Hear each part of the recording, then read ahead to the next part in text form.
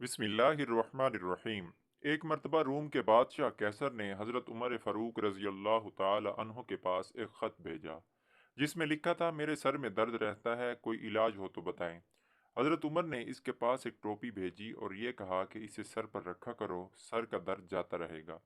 चुनाचा कैसर जब वो टोपी सर पे रखता तो सर का दर्द ख़त्म हो जाता और जब उतारता तो दर्द वापस लौट आता। उसे बड़ा ताज्जुब हुआ। उसने सोचा कि आखिर टोपी में ऐसा कौन सा कमाल है कि सर पर रखते ही दर्द खत्म हो जाता है।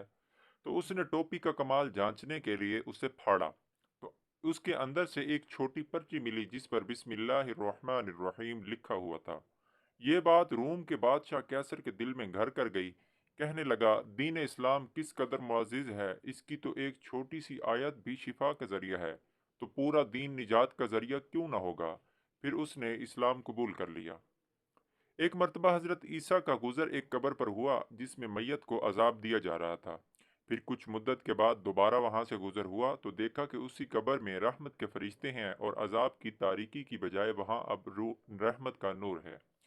आपको ताज्जुब हुआ। अल्लाह ताला से मसले को हल करने की दुआ की तो अल्लाह ताला ने उनकी तरफ वही भेजी कि यह बंदा गुनहगार था जिसकी वजह से अजाब में मुब्तला था।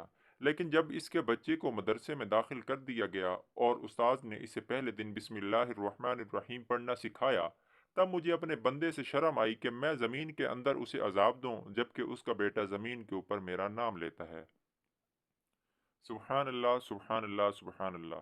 दोस्तों, ये थी आज की वीडियो जो कि एक इस्लाही वीडियो थी। उम्मीद करता हूँ आपको पसंद आएगी और इसे आगे लाजमी शेयर करें ताकि ये दूसरे लोगों तक पहुँचे और उनको भी फ़ायदा हो, क्योंकि दोस्तों ये एक सदका जारिया है जो हमेशा रहने वाला है। दोस्तों, इस तरह की मज़ीद अच्छी वीडियोस देखने के लिए चैनल को सब्सक्राइब कर दें और हौसला अफजाई के लिए वीडियो को लाइक भी कर दिया करें। मिलते हैं एक नई वीडियो के साथ। अपना बहुत सारा ख्याल रखें।